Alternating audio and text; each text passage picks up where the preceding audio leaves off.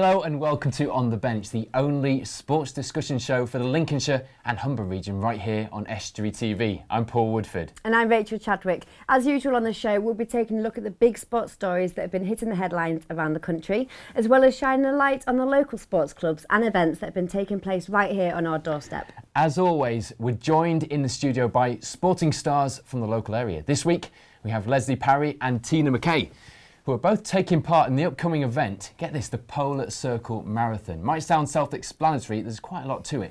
Sounds incredibly adventurous, and we'll be finding out more about that in just a moment. Also coming up on the show today, Tom and Stu will be here to answer your questions in A View from the Estuary, and Matt Denson has been trying his hand at trampolining with the Hull High Flyers. Stay tuned for that one. No spandex this time. But first, the Polar Circle Marathon. It sounds amazing, Lesley. I know it sounds like it says what it does on the tin, yes, but it's not quite the same. It's very hard to get into. There's only 80 people worldwide and 20 from the UK can actually enter it. It's obviously costs quite a bit of money, so it's restricted anyway, and it's in the middle of nowhere. So it's maybe not the sort of thing that every runner would aspire to do. Just explain to us what the event's all about, Tina. Yeah, it's a full marathon, 26.2 miles. The added bonus there is it'll be a bit cold. Potentially it could be -30 when we start off. I hope it won't be. I think we're looking at probably -10. Oh, that's all right then. Yeah. That's a breeze. So what kind of training you've been doing to lead you up to the event? We've done lots of long runs, haven't we? Yeah. We've both run, and Tonia's run for years and years and years, so we've done lots of running. Yeah, we've done lots So of marathons in the Tonia's past. the third in your group who Yes. can't be with us this evening, but she's joining you out there. And you've is. all Yes. done this as a group for that amount of time. We've trained together we all run for Cleethorpes Athletics Club, so we've trained together for some time. Yeah. And what kind of things in terms of the temperatures that you mentioned? Have you been doing anything to get used to that, or the weather I suppose hasn't helped recently? No, it's been exceptionally hot. Having said that, we've been given the opportunity to go into a local coal store, so we're doing that on Thursday just to get a feel for how cold it's going to be. Sounds like a nice Thursday afternoon. You could be the only people in the region complaining about how nice the summer's been. So Yes. will you be doing some running on the spot inside? Are they putting a treadmill in there for you? I don't think they'll let No, us, I will think they? health and safety will stop us doing that. No. Health and safety would stop me from standing in a coal store for that Wow. long. But it sounds exciting. So what else in terms of training have you been doing? Is it just the running, or have you been doing other exercises? Do you have to be quite mentally and physically fit for this? Yeah, that all comes into it. Yes, but yeah, it's just really marathon training, which we're used to. We've done a lot of it in the past. Yeah. Just marathon training. I It's can't easy. help but think you must be well prepared for this. But, in Very that cold, confident. I think it's quite hilly, so we've been doing a few hilly runs, haven't we? Yeah. is it? Yeah. Is that the nature of the terrain? Amazingly Yeah. As so. if the ice and the weather isn't enough, they put a few hills in there. As Yeah. well. I guess you'd be wearing spikes on the shoes. We've got spikes, that go over our shoes for the ice cap part of it, yes. There's 3K of it actually on the ice cap, so we don't want to be Bambi and falling all over the place. So we've got things that are like crampons. They say these figures so comfortably. Yeah, definitely. Yeah. So obviously the point 2 is quite important with it being a marathon. Oh yes. And that's probably going to be the easiest bit or the hardest bit. Hopefully when we see the finish line, that'll be the easiest bit, won't it? Yeah. We'll be there then, won't we? Yeah. So, hopefully. It's a start and finish, so they take us out to the start of the race and then we run back. Right. Yeah. And whereabouts will you be staying when you're there? Because you're there for a few days. Yeah, we've got there's a local lodge that we stay in that hopefully will be nice and warm and hot showers. I'd Yeah. have asked Father Christmas to see if you could stay in his gaff for a bit. If we see him, we will do. Just send take it your all letters off. with you just in case. Yeah. Is there any specialist equipment you need for this apart from the spikes that we've talked about? No, it's just the thermal equipment. Just we're going to layer up. So should we get too hot, we can take layers off as we go along. That may not happen. I think you're maybe more confident about getting too hot. You said it's quite Yeah. expensive to be able to do this. You're also raising money for a great cause We as are, well. Tell us a little yes. bit about that. The Lincolnshire and Nottinghamshire Air Ambulance we're raising money Very for. worthy cause. It's Yeah, completely absolutely. self-funded, so any sort of money raised goes directly to that. So it's very good. Is there Very any good particular cause. reason why you've chosen that charity? I work for the police, so I've seen at first hand sort of what Yeah, job they do. I And think it's it's close excellent. to Tonia's heart as well. Yeah. Oh, it's a good reason. Any reason's a good reason to raise money for charity. Certainly, let's just hope that they don't need to go out there and help any of you. No, we've got them on standby. So. On speed dial 1. Yeah. So what's the kind of time frame that you've got when you're actually doing the marathon? Is there one in place? Yeah, they give us a 7-hour limit, so we've got to have completed the 26.2 miles within 7 hours.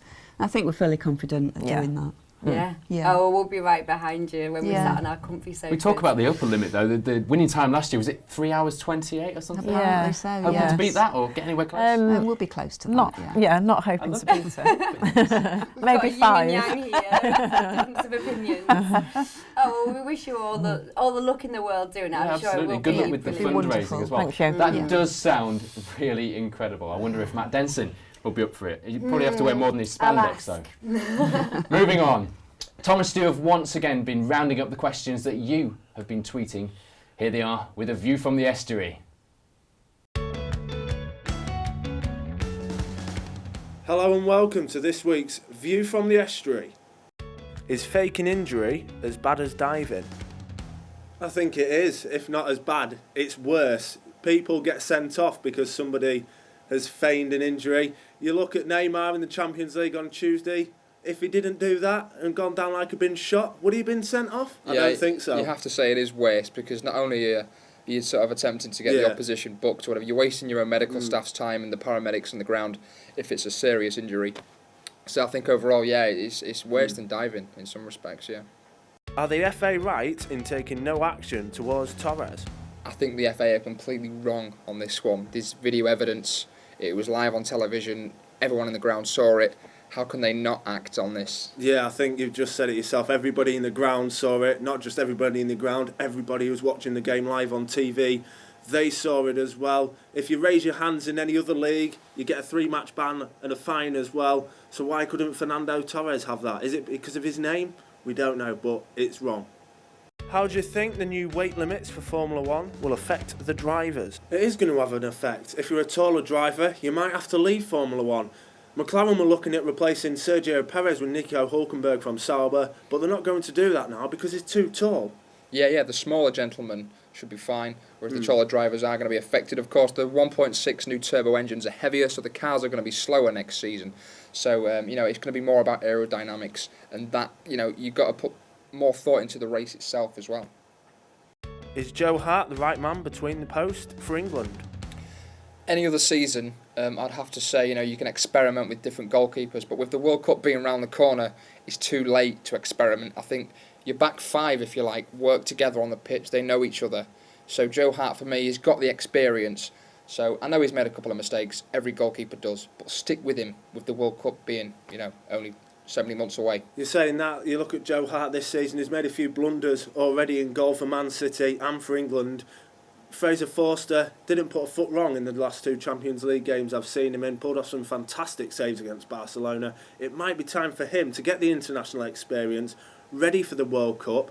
So if Joe Hart doesn't play very well, they will have somebody there with international experience as backup for Joe Hart, and maybe Fraser Forster could be the next England number 1. Well, that's it from us for this week. Join us again next week where we will be answering more of your questions on any sporting issue you have. You can get in contact on Twitter at AskEstuary.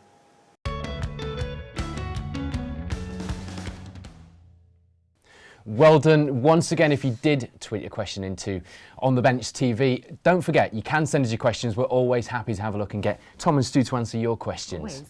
Thanks again to both of them. We've got to go to a break, but join us after to see how Matt Denson got on at Hull High Flyers, and we'll be looking ahead to England's upcoming World Cup qualifiers. See you in a few minutes.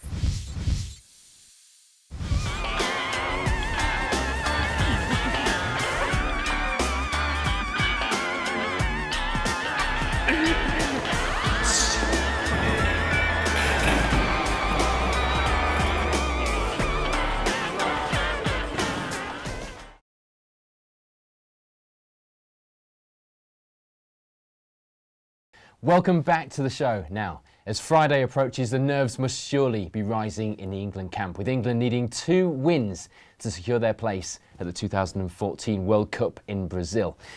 What do you think, guys? Can they do it? Yes, they can do it. They can, that's Definitely. confidence. Confidence, yes. The confidence from our 2 guests. What do you think, Rach? I think we can do it. Of course, we can do it. We're English. We want England to win. But Yeah. no, I think there's a lot of scrutiny under the team at the minute. In terms of the keeper, Joe Hart, particularly. What, have you been following the story about that? Slightly, yeah. I think they've got to stick with him. He's the keeper in charge, isn't he? They've got to give him the confidence to carry on. And Hodgson will He'll be surely fine. be aware of the pressure on Yeah, the fans for that one, won't he? Obviously, as your goalie, if you make a mistake, then you're in trouble, aren't you? So. Well, yeah, that's the thing. Yeah. It's a magnifying glass for a goalkeeper anyway, isn't it? But Yeah. I mean, there are other candidates that have been put in the frame. So Yeah. you've got Fraser Forster from Celtic, and you've also got John Ruddy from Norwich, who've been playing particularly well. But Yeah. are we going for, national experience over a couple of blunders? I think you should always go for experience. And English goalkeepers have always been a bit of an institution. Look at David Seaman. He was there for Yes. years, and He was. I think that's the way it needs to Yeah. be. Yeah, it definitely is to kind of continue. And also, Joe Hart's still young, so He is, yeah. he's not Yeah. over the hill just yet. 24 is no age. I'm 24. So, what about up front then? Plenty of options for the goalkeepers and plenty of talk about that. But also up front, Rooney's surely got to be up there, hasn't he? Well, I think so. I mean, he's fit. He should have a good partnership with Sturridge, so fingers crossed that should work out quite well. Yeah, for yeah, for that's What do you think? England. Who's Hodgson going to go for up front? I think those two. Do you think I those think two? you've always got to go with Rooney, so definitely, yeah. Yeah. No, it is a really kind of hard point to decipher of what team you pick for England. Well, if Harry Redknapp had anything to do with it, he'd have us guys picking, wouldn't he? Because apparently, in English football, it's been run by, I can't remember the exact quote. FA have been run by people that haven't got a clue, quote unquote. So that came out on Monday. Quite strong words, but he's never one to shy away from No, a bit I of think media that's press. Harry Redknapp, isn't it? Bit of Yeah. sour grapes there, do we He think? was, I don't know. He think was so. passed over for the England manager's job, wasn't he? But I mean, he talks a lot of sense, to be honest. So Would you be happy Yeah. with him being in the England Yes. job? Oh, absolutely. Yes. Yeah. Well, I Go think definitive answer there, I think. that Yeah. discussion could run and run, I think. Yeah, Yeah. definitely. Thank you very much for your viewpoints on that one. I'm sure we'll all be on the edge of our seats on Friday, as always, with an England game. Next up, Matt Denson took a trip across the Humber to join Hull High Flyers for a spot of trampolining. Welcome to the world of Zebedee. I'm here tonight at somewhere I never expected to be, which is inside a trampoline session. And we're going to be on the trampolines with the Hull High Flyers. Looking forward to this. I've been here for about the last few minutes, been watching what they do. Looking forward to getting stuck in. Let's give it a go.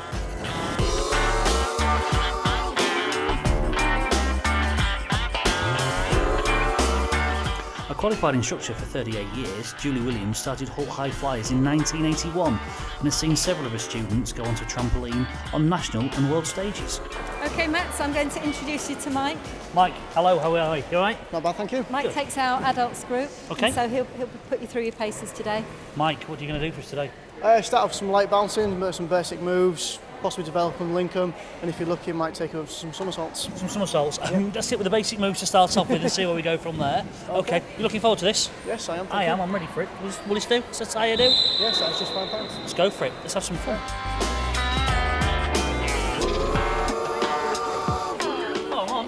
You're going to try and jump up and down, and every time you jump in, I want you to stretch up to the ceiling and bring your arms back down by side when you come back down to your trampoline. Alright.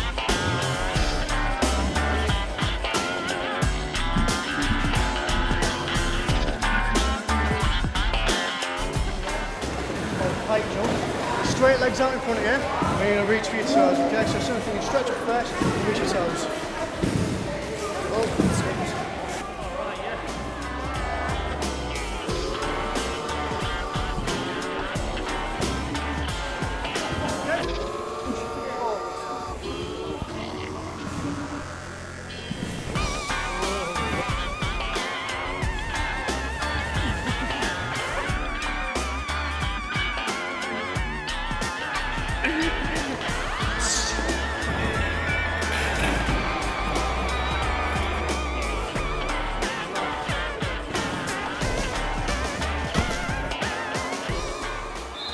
I've got to tell you, I've just come off for a 5-minute breather and a timeout.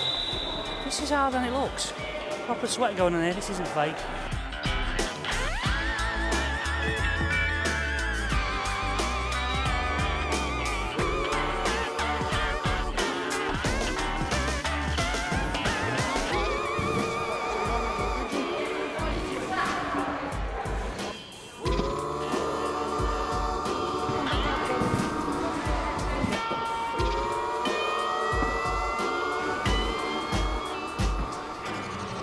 See that? I did it. Once. One take. Julie, would I make a high flyer? I'm sure you would. A bit of training first, maybe. We wouldn't normally start people with somersaults that quickly, Okay. but we've given you a taste of what it feels like today. A sort of a fast introduction. A fast track, yes. So how long would people generally take to get involved in your sport? They can get involved right, obviously from day one. There's always things that they can learn straight away. What are the classes? What's the age groups? The age groups are preschool during the day. On a Thursday we have tumble time here where they do gymnastics and trampolining as a joint lesson. Yes. And then once they're at school, we take here on a Wednesday evening and on a Saturday morning. We link with St Mary's Sports College and we run satellite sessions up at the academy. So there's plenty of opportunity for people to get involved. Plenty. Thank you very much for your time. You're welcome. And you see me again here. Thank you.